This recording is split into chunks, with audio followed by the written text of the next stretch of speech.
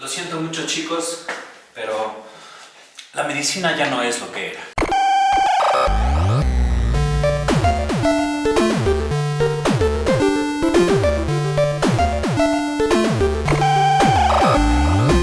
Y les digo que ya no es lo que era por un montón de razones.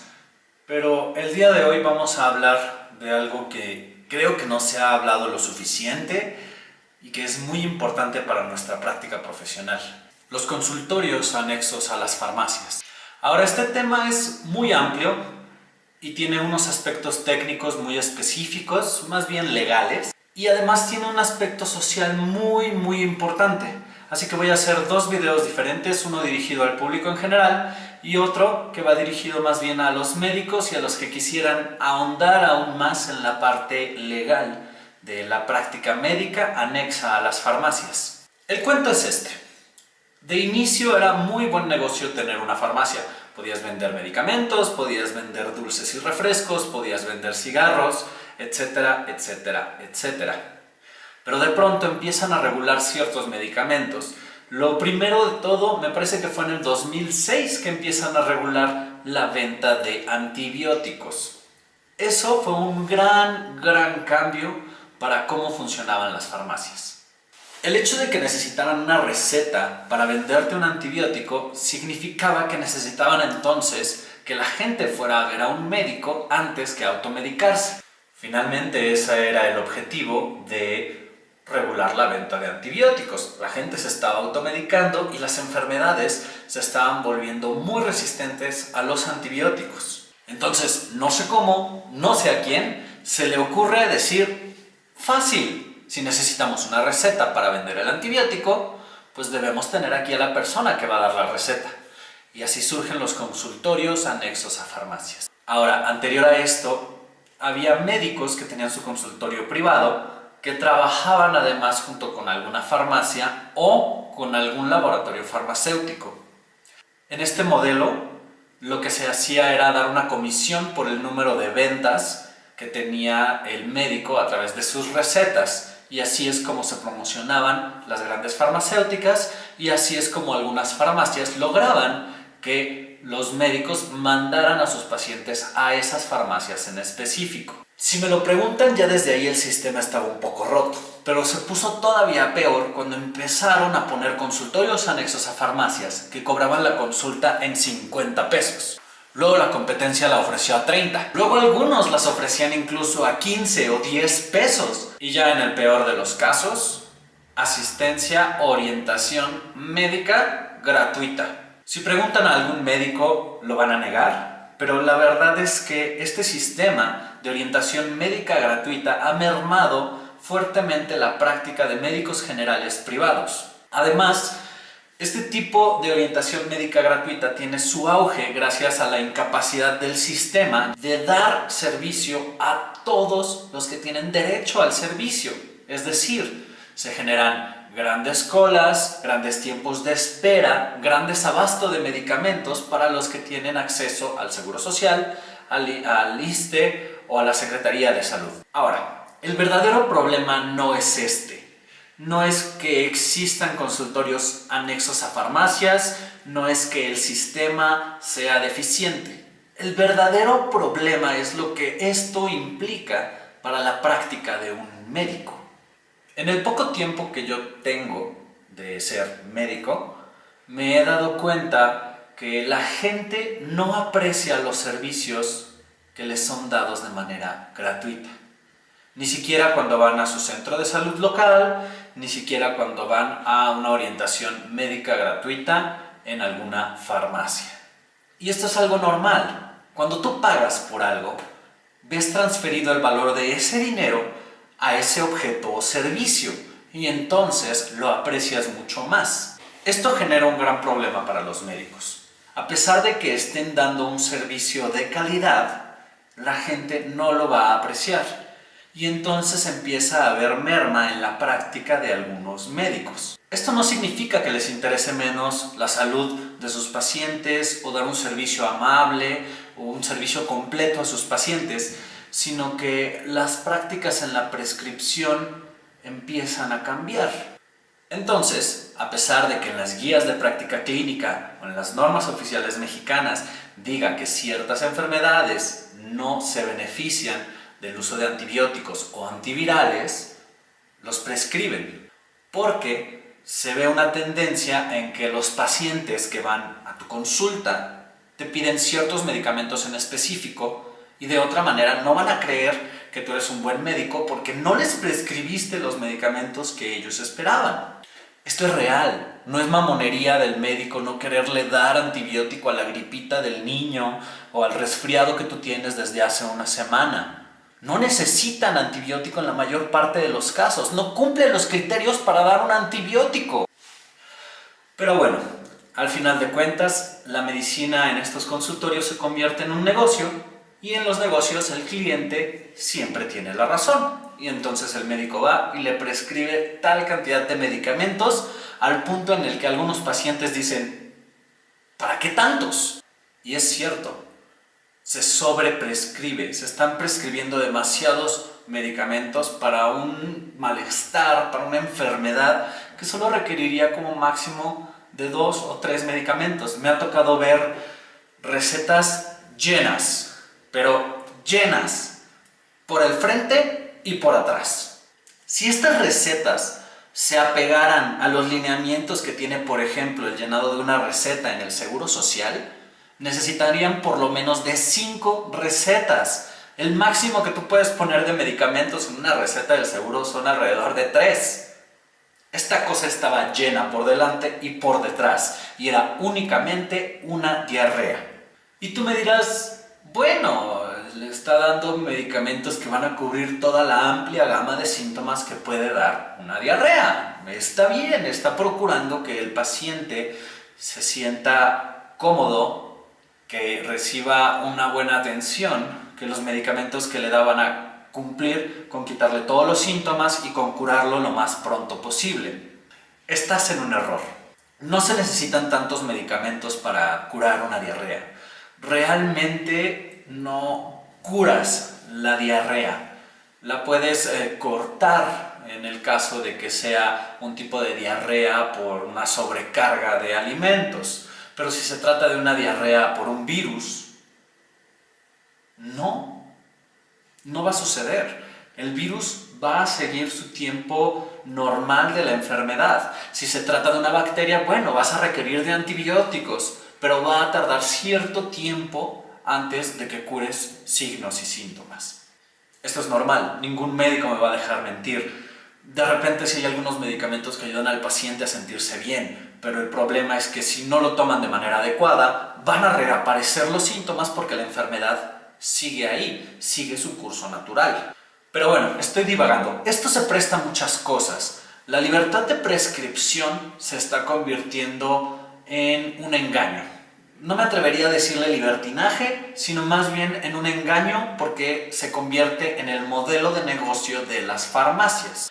Originalmente me animé a hacer este video por una publicación que vi de un colega médico que no conozco, pero tiene toda la razón. Habla de su experiencia en una farmacia en la cual él está atendiendo a un par de pacientes, le da la prescripción normal y lo llama el dueño de la farmacia para explicarle algunos pequeños detalles que él consideraba que el médico no estaba tomando en cuenta.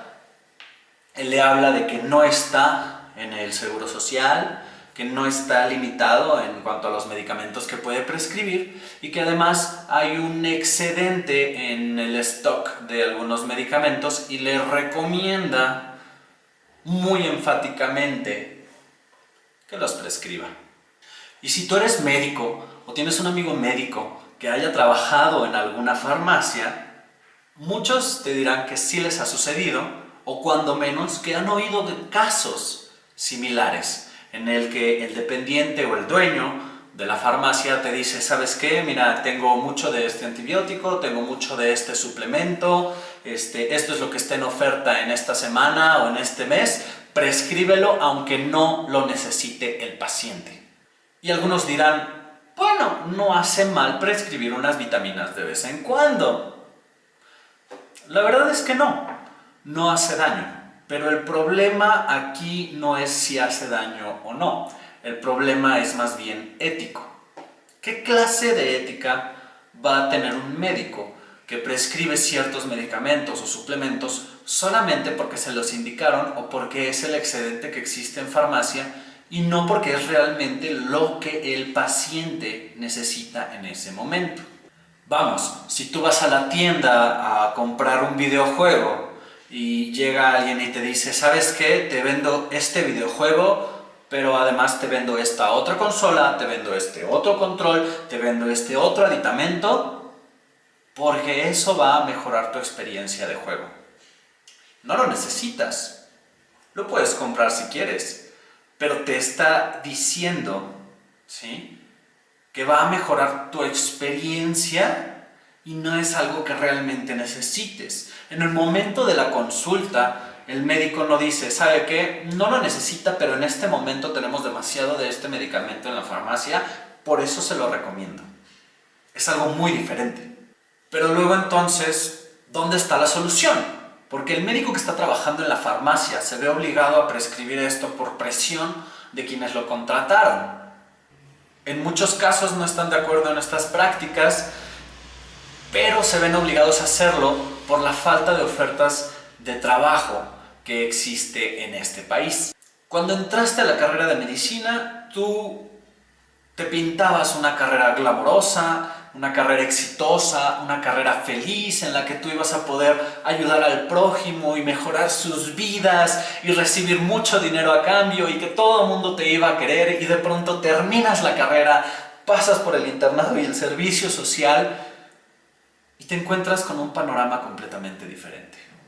Las ofertas de trabajo para Secretaría de Salud, para IMSS o para ISSSTE son muy limitadas y en la mayor parte de los casos requieres de ayuda o compadrazgos para poder obtenerlas más fácilmente. La práctica privada se vuelve muy complicada, se vuelve muy cara y es difícil que una persona pueda poner su propio consultorio y además pueda cumplir con todos los requerimientos de la norma. Y eso además plantea otros problemas de difusión, de darte a conocer, que la gente confíe en ti, shalala, shalala. La última opción que queda son las farmacias.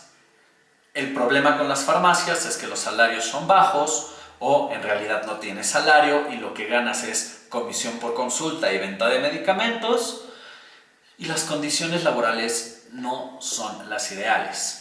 Entonces te encuentras en esta farmacia en la que tú tienes libertad de ejercer y libertad de prescribir siempre y cuando siempre estés prescribiendo más de 2 o 3 medicamentos por receta, que las recetas sean de un costo total de, no sé, 150, 200, 300 pesos y además, sobre todo esto, no tienes nada de lo que tendrías si estuvieras en una institución.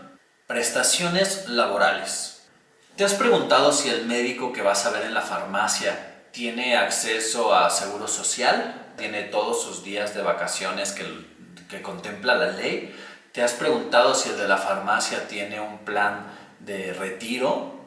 No los tienen, no existe. Estás contratado ahí nada más para dar consulta, no es un contrato por tiempo indeterminado, es un contrato por tiempo determinado, es decir, cada año tienes que renovar contrato, no haces antigüedad, no tienes acceso a prestaciones de ley. Ya desde ahí esto está roto.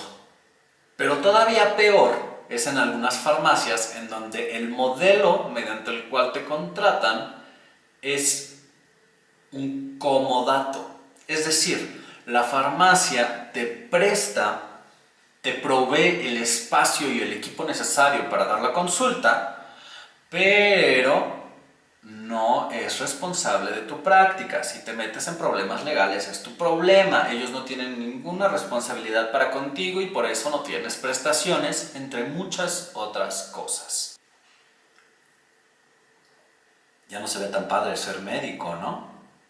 La cuestión aquí es que es un problema de grandes intereses. Hay mucho dinero de por medio, hay muchos negocios de por medio y modificarlo va a ser muy, muy difícil, muy tardado y va a necesitar de acciones drásticas. En algunos países de Latinoamérica se ha prohibido este tipo de prácticas en los que la atención médica sea gratuita y en el que existan incluso los consultorios anexos a la farmacia. Ahora, en México hay algunos estudios que se han realizado de acuerdo a cómo operan estas farmacias, si cumplen con las regulaciones, si los médicos que están ahí están prescribiendo de manera adecuada, y esto lo voy a tratar en el otro video. De momento existe una propuesta, existe una forma de solucionar esto y nos va a doler a todos.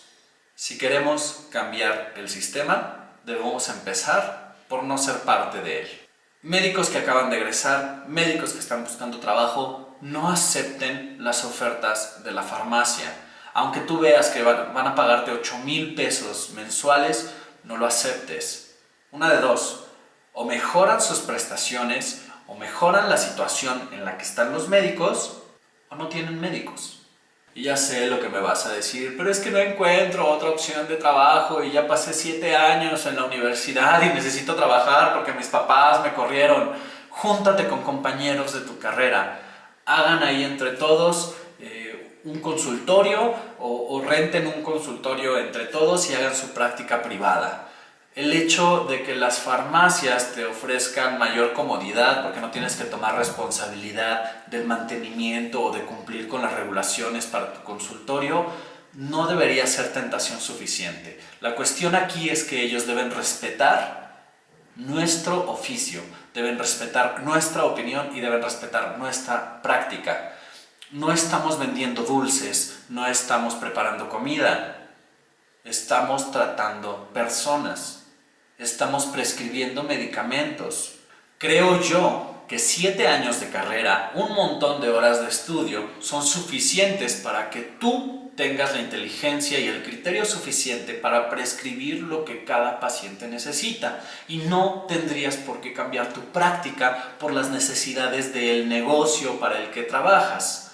Creo yo que la práctica médica merece tener prestaciones de ley. Creo yo que la práctica médica merece tener un plan de jubilación y creo yo además que no todos los médicos cabemos en el Seguro Social, no todos los médicos cabemos en la Secretaría de Salud y no todos los médicos cabemos en el ISSSTE. Esto es un tema muy aparte, pero por el momento en cuanto a las farmacias, no aceptemos este tipo de empleos hasta que las condiciones mejoren. Bueno, ya me desahogué, ya dije lo que quería decir. Este es el video de esta semana. Muchas gracias por escucharme. Dejen en los comentarios sus opiniones y las ideas que ustedes tienen de cómo mejorar la situación del médico que trabaja en un consultorio anexo de farmacia. Si creen que debería existir este tipo de práctica o no. No lo sé. Compartan este video con sus amigos médicos que hayan pasado por una situación similar y nos vemos en el próximo video.